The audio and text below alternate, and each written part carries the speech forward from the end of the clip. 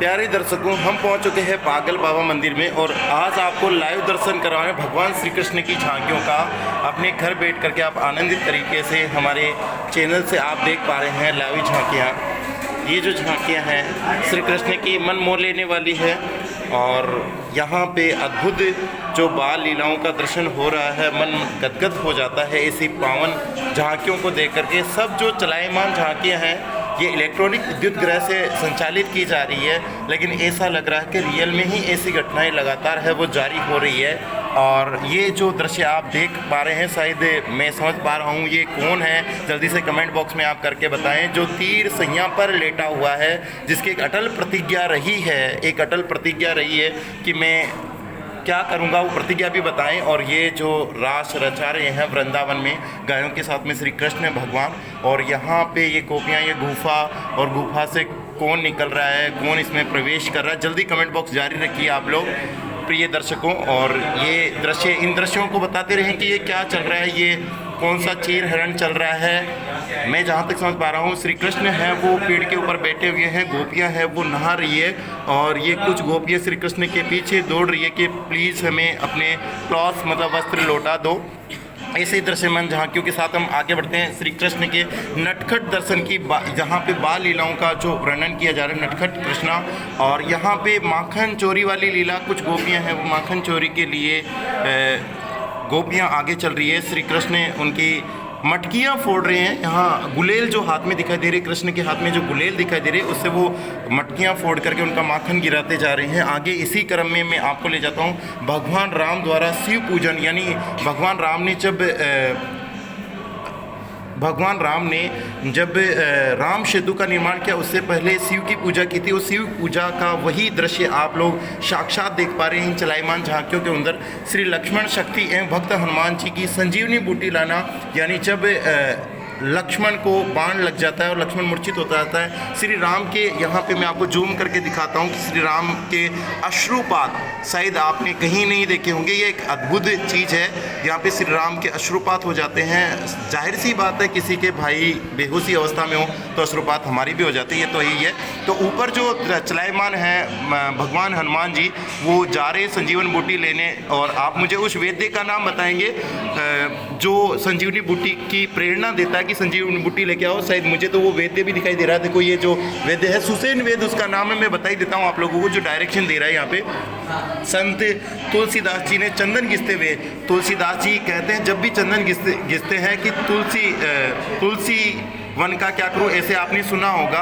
और इसकी जो मंत्र में मैं आप लोगों को बता देता हूं। चित्रकूट के घाट पर बही संतन की भीड़, तुलसीदास चंदन घसे और तिलक देत रघुवीर, या तिलक करे रघुवीर, वैसा ही है। तुलसीदास जी यहाँ चंदन घिस रहे, भगवान श्री राम साक्षात यहाँ पर चंदन तिलक कर रहे हैं। और यहाँ पे अगली जाके भगवान श्री नरसिंह द्वारा हिरण्यकश्यप वध की लीला, जो हिरण्यकश्यप बड़ा चतुर समझता था, बड़ा शक्तिशाली समझता, ना मुझे इंसान मार सकता, ना मुझे भगवान, ना जानवर, लेकिन बीच का रूप धर लिया भगवान विष्णु ने। और ये हिरण्यकश्यप वाला है। इधर आपको शायद प्रहलाद नजर आ रहा होगा जो इनसे प्रार्थना कर रहा है। और आगे इसी क्रम में श्री बाल माता यशोदा को ब्रह्मांड दिखाते हुए आप लोगों ने ये इस झांकी का मैं तुम्हें बताता हूँ। जब छोटे से बचपन में श्री कृष्ण ने माखन खा लिया था तो उनकी माता ने कहा था कि बेटा मुंह खोलो और बताओ तुमने क्या खाया है। जैसे जोनी जोनी यस पापा आप लोगों ने सुना होगा, यह चीनी नहीं देखी है यहाँ पे दोस्तों, यहाँ पे चीनी नहीं देखी है। यशोदा माँ ने मुंह खोलते ही भगवान कृष्ण के मुंह में पूरा ब्रह्मांड देखा है। उन्होंने वहीं पे उसको प्रणाम कर लिया श्री कृष्ण को। और आगे आप देख पा रहे हो ये शायद विवाह का दृश्य है, जहाँ पे आप लोगों को पता होगा श्री कृष्ण का विवाह कैसे हुआ था। राधा पत्नी नहीं थी, पत्नी का नाम यशोदा था। रुक्मणी राधा रुक्मण याद आया कुछ? मुझे बताएं जल्दी से श्री कृष्ण की पत्नी का नाम क्या था। और ये उसका लेकर के जा रहे हैं उसे, और वो रथ यात्रा है। और यहाँ पे ये क्या चल रहा है आप लोग जल्दी से, यानी कावड़ियों द्वारा शिव पूजन। आप लोग सब जानते हैं कावड़ियों द्वारा शिव पूजन कैसे किया जाता है। इसी क्रम में हम आगे बढ़ रहे हैं दर्शकों।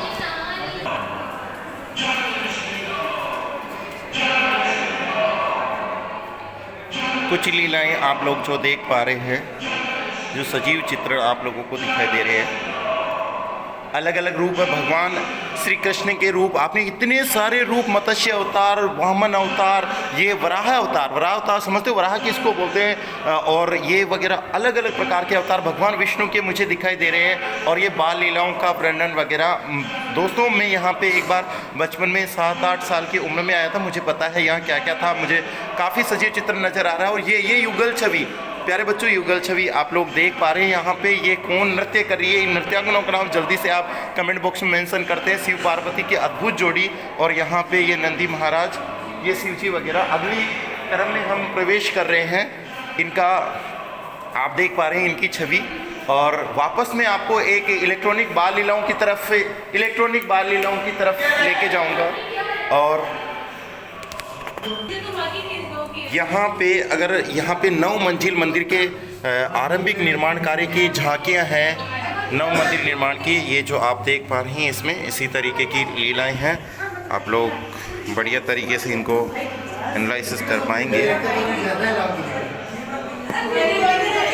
ये नए मंदिर निर्माण के लिए 9 मंजिल मुख्य मंदिर किस तरीके का है, किस तरीके का नहीं है, इसका जो सिनेरियो आर्किटेक्चर, मित्रों हम आर्किटेक्चर को साथ में भी लेके आए हैं और उनसे एनालिसिस करवाएंगे कि इसके पैरामीटर सही है या नहीं है। बाबा श्री द्वारा मनाए जा रहे होली उत्सव की भव्य शोभा यात्रा यहाँ पे इस मंदिर का दृश्य है। और बाबा श्री द्वारा की जा रही माँ दुर्गा काली का दिव्य आरती, और यहाँ पे हमारे बच्चे जयकारे लगाए रहे हैं, बराबर माहौल का आनंद ले रहे हैं वो लोग। और बाबा श्री स्वयं नारायण सेवा करते हुए, नर सेवा, नारायण सेवा, नारायण भगवान यानी जो इंसान के अंदर भगवान रूप की मानते हैं वही कहते हैं नर सेवा, नारायण सेवा। और यहाँ पे बाबा श्री हरिनाम संकीर्तन करते हुए ये कुछ झांकियाँ बाबा श्री चंदन का श्रृंगार करते हुए आप लोगों ने देख लिया। प्यारे बच्चों, तो दर्शकों फिर से मैं नई श्रृंखला में आप लोगों को जोड़ पा रहा हूँ। ये यहाँ पे अलग अलग भक्त हुए हैं, उन भक्तों की ही लीलाएं श्री कृष्ण की हैं जो आप लोग देख पा रहे हैं। इसी क्रम में मैं आप लोगों को थोड़ा आगे लेके चलता हूँ। ये आप मुझे मेंशन करके बताना, मैं जल्दी चल पा रहा हूँ समय के अभाव में।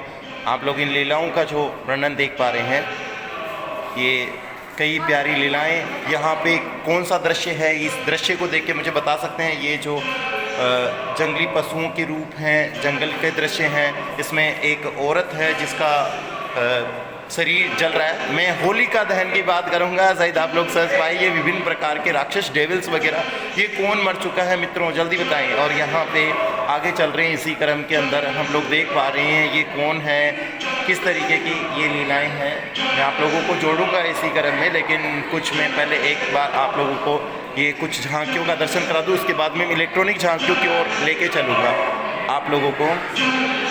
आप लोग अगर इन झांकियों को देखना चाहते हैं तो वीडियो पॉज करके या स्लो स्पीड में माइनस में जाके भी इसको देख सकते हैं। तब तक मैं आप लोगों को अब लाइव झांकियों में जोड़ने जाने वाला हूँ। यहाँ महर्षि आश्रम में लव और कुश शिक्षा प्राप्त करते हुए जब भी अयोध्या में आए थे श्री राम, तो जो सीता का परित्याग करने के बाद में लव और कुश एक आश्रम में ऋषि के साथ में, उस ऋषि का जल्दी से नाम बताएं, वो कौन से ऋषि थे जिनके साथ में लव और कुश और सीता माता के साथ में, और कहाँ पे रहे थे। ये आगे वाला दृश्य भी आप लोग देख पा रहे हैं। क्या दृश्य, भगवान श्री राम के द्वारा धर्म युद्ध में रावण का वध करना। एक्चुअली यहाँ पे एक शब्द नजर आ रहा है, धर्म युद्ध।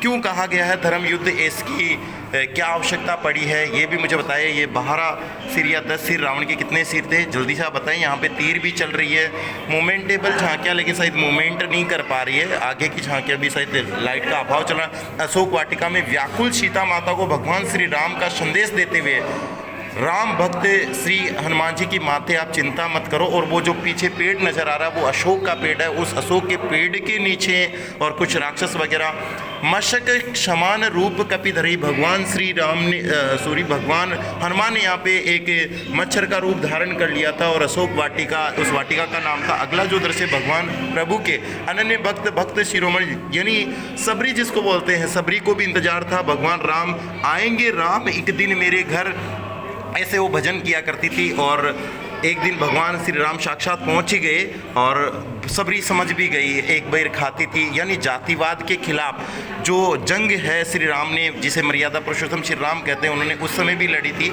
और अगली झांकी में आप देख रहे हैं भगवान श्री राम द्वारा बाली का वध करना। कुछ लोग कहते हैं यहाँ पे ये जो बाली का वध किया ये धर्म युद्ध के खिलाफ था, छुप करके वार करना, लेकिन क्या मर्यादा रही मैं तो आज तक समझ नहीं पाया हूँ। अगर आप जानते हैं कि ऐसा क्यों किया गया तो आप मुझे बता सकते हैं कमेंट सेक्शन में। स्वयं भगवान श्री राम के हाथों पक्षीराज जटायु, जटायु कौन था? जटायु वो था जब सीता माता का हरण करके ले जा रहे थे, उस समय जटायु ने संदेश दिया था कि जो आपके सीता का हरण किसने किया है, इसका मैसेज राम को जो मिला था। वन वन रो रहे थे, भटक रहे थे राम। वैसे भगवान को भटकने की आवश्यकता नहीं होती है, लेकिन लीलाएं रहती है तो करना ही होता है।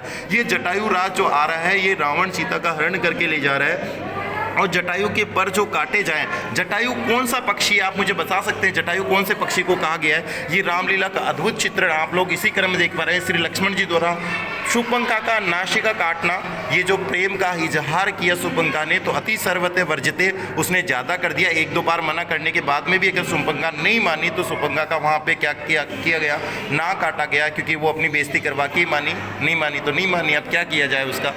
लेकिन फिर अगले दृश्य में भगवान श्री राम के वनवास प्रस्थान से पूर्व पिता श्री दशरथ से आज्ञा और आशीर्वाद लेते थे। राम को पता था मुझे लीलाएं करनी है तो मुझे जाना ही पड़ेगा। और जो कौन सी माता थी जिसने अपने वरदान में या अपने जो वरदान में या कुछ अपनी डिमांड के अंदर श्री राम को वनवास लिखा था और भरत को राज लिखा था? आप मुझे जल्दी से कमेंट सेक्शन करेंगे। और इसी क्रम में प्रभु श्री राम के स्वयंवर यानी माता सीता का वो आप फील कर पा रहे हैं। सेम वही दृश्य है कि अगर